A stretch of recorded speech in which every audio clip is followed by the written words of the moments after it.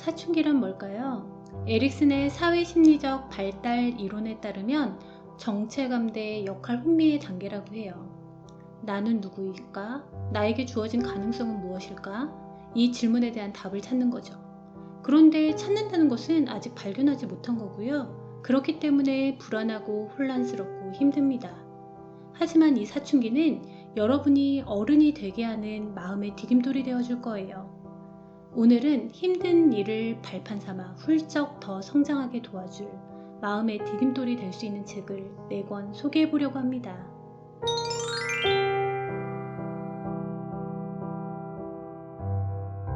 첫 번째 책은 이재문 작가님의 식스팩입니다. 동아리방을 뺏으려는 철인 스포츠부에 맞서 사랑하는 리코더부를 사수하려는 고이 대한이가 주인공이에요. 철인 스포츠부 인싸 정빈이의 도발에 넘어가 철인 3종 경기를 하기로 합니다.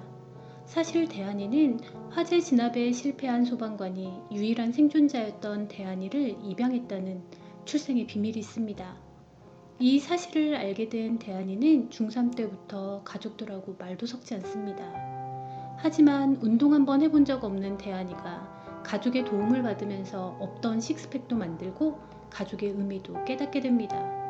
그리고 인싸의 식스팩을 자랑하던 정빈이도 꽃꽂이를 좋아하는 의외의 면을 갖고 있죠. 식스팩이라는 편견에 가려졌던 소중한 것들을 찾아내는 두 소년에게서 유쾌함과 나도 할 수 있다는 용기를 얻을 수 있을 겁니다. 두 번째 책은 윤희계 작가님의 그 애를 만나다인데요.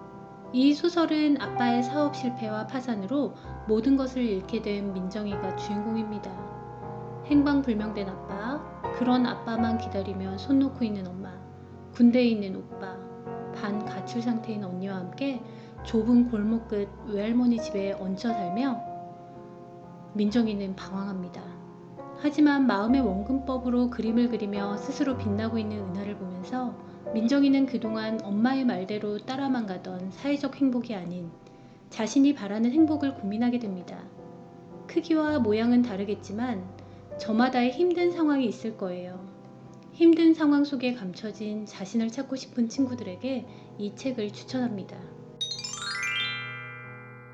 세 번째 책은 정은 작가님의 산책을 듣는 시간입니다.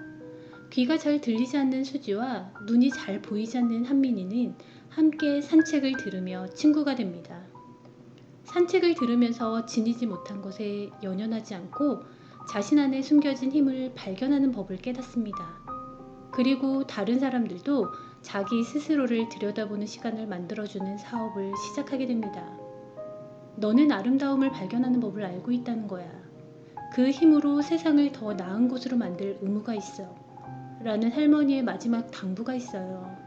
내 안에 숨겨진 힘과 그 힘으로 세상을 변화시키는 두 사람의 여정에 동참하고 싶나요? 그런 친구들은 한번 읽어보시기 바라겠습니다. 네 번째 책은 백온유 작가님의 유언입니다. 나는 미안해하며 눈을 떴다로 시작하는데요. 두 사람의 희생으로 살아남은 유언이의 말입니다. 언니 예령이는 화재로부터 동생을 살리기 위해 젖은 이불에 싸서 유언이를 밖으로 던지고 자신은 목숨을 잃습니다. 그리고 11층에 던져진 유언을 받으면서 의인은 됐지만 다리와 삶이 망가진 진석 아저씨. 이 두 사람의 희생을 말이죠. 유언이는 가족에 대한 죄책감과 자기 혐오에 시달릴 수밖에 없습니다. 그러다 우연히 올라간 옥상에서 수연이를 만납니다. 진석 아저씨의 딸인 수연이는 유언이에게는 의인이지만 가족에게는 괴로움인 진석 아저씨로 인해 증오를 가지고 있습니다. 두 사람은 서로가 가진 상처를 들여다보게 되면서 자신의 어두운 감정들을 극복하고 자신을 찾아갑니다.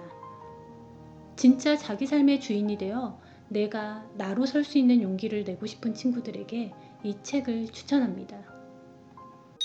사춘기를 진하게 겪고 있는 여러분, 지금은 모든 것이 불안하고 혼란스럽고 불투명하고 자신감도 뚝 떨어지고요. 하지만 이 책의 주인공들과 함께라면 나와 내 안에 숨겨진 힘을 찾아가는 여정을 함께 해보지 않겠습니까? 이 여정을 통해 사춘기라는 거센 파도를 넘어 마음이 훌쩍 자라는 경험을 하실 수 있을 거예요. 나를 찾는 여정을 떠날 여러분을 응원합니다.